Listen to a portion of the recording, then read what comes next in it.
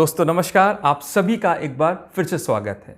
जितने भी LED manufacturer हैं उनको हमेशा एक बात की चिंता सताती रहती है कि किस तरीके से एलईडी की लाइफ इंक्रीज की जा सके और किस तरीके से उसका ल्यूमेन आउटपुट इंक्रीज किया जा सके और किस तरीके से वारंटी रिटर्न रेशियो को कम किया जा सके।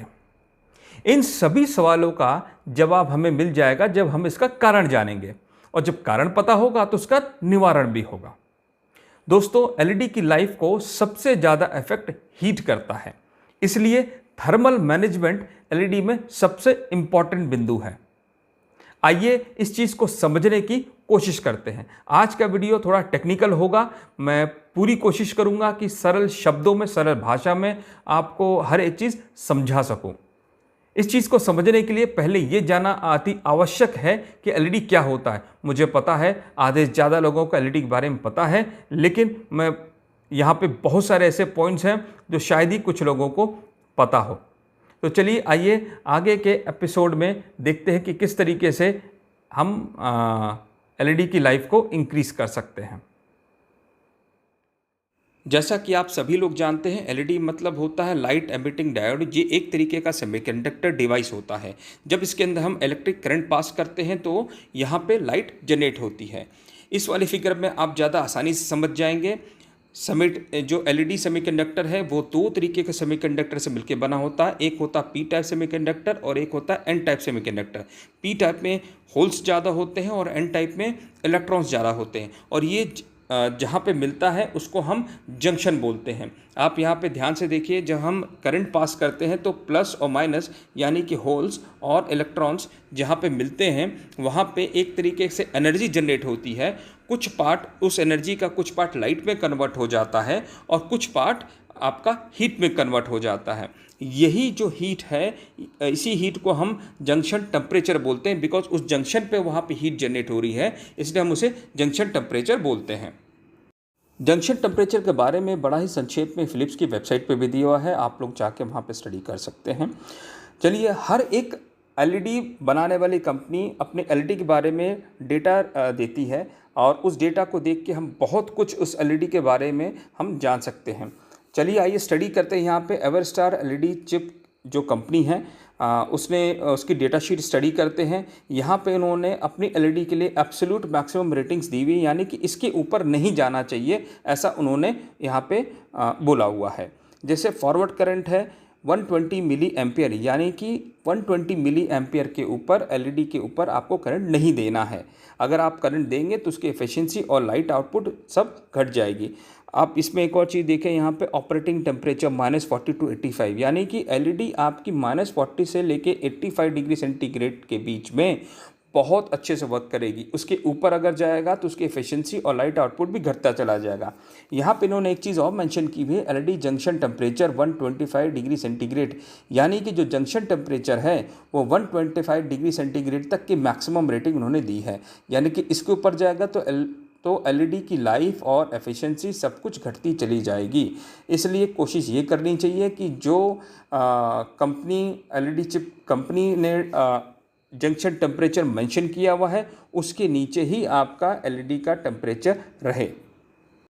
तो दोस्तों, जो इलेक्ट्रिकल एनर्जी हम एक सेमीकंडक्टर यानी कि हम एलईडी पे देते हैं तो उसमें से तकरीबन 70% हीट में कन्वर्ट होता है और मात्र 30% ही लाइट में कन्वर्ट होता है। तो क्या ये जो हीट जनरेट हो रही है या एक्सेस हीट जो जनरेट होती है वो एलईडी की लाइफ को अफेक्ट करती है? जी बिल्कुल, वो एलईडी की एफिशिएंसी, लाइफ दोनों को ही बहुत ज़्यादा अफेक्ट करती है। चलिए इसको हम कुछ ग्राफ्स के माध्यम से समझते हैं।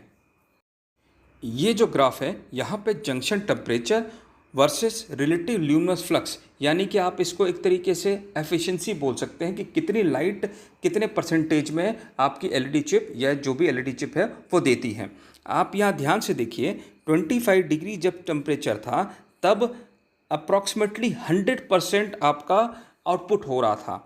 लेकिन जैसे जैसे जंक्शन टेम्परेचर बढ़ता जाता है 100, 125, 150, वही आउटपुट जो एफिशिएंसी है वो घटते घटते आपका 10% तक पहुंच जाती है। इस चीज़ को एवरस्टार एलईडी कंपनी ने खुद से प्रूफ किया है। ये उनके डेटा शीट से लिया हुआ डेटा है। यहाँ पे उन्होंने क्लियरली मेंशन किया relative radiant flux versus junction temperature.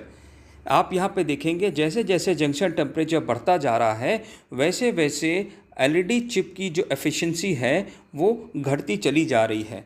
बहुत सिंपल है कि जैसे टेम्परेचर बढ़ेगा लक्स यानी कि ल्यूमेंस कम होता चला जाएगा। तो सवाल ये पैदा होता है कि क्या हीट से सिर्फ लाइट आउटपुट ही कम होता है? नहीं, हीट से लाइट आउटपुट के साथ साथ एलईडी चिप की लाइफ भी कम होती है। इस ग्राफ में आप ध्यान से समझिए, जैसे जैसे टेम्परेचर बढ़ रहा है वैसे वैसे जो लाइफ टाइम आवर्स है, जो एलईडी चिप की वर्किंग करने का आवर्स है वो कम होता चला जाता है। जब टेम्परेचर आपका 60 डिग्री सेंटीग्रेड था तो 350 मिली एम्पियर जब करंट आपका एलईडी चिप में जा रहा था उस टाइम उसकी वर्किंग आवर्स थी 1,40,000 आवर्स। लेकिन जैसे जैसे टेम्परेचर बढ़ता चला गया और 150 डिग्री जंक्शन टेम्परेचर के पास में पहुंच गया, सेम अमाउंट ऑफ करंट देने पे एलईडी चिप की वर्किंग आवर्स घट के मात्र 50,000 आवर्स पे आ गई। इसका मतलब कि टेम्परेचर उसकी लाइफ और ल्यूमेंस आउटपुट दोनों को ही इफेक्ट करता है।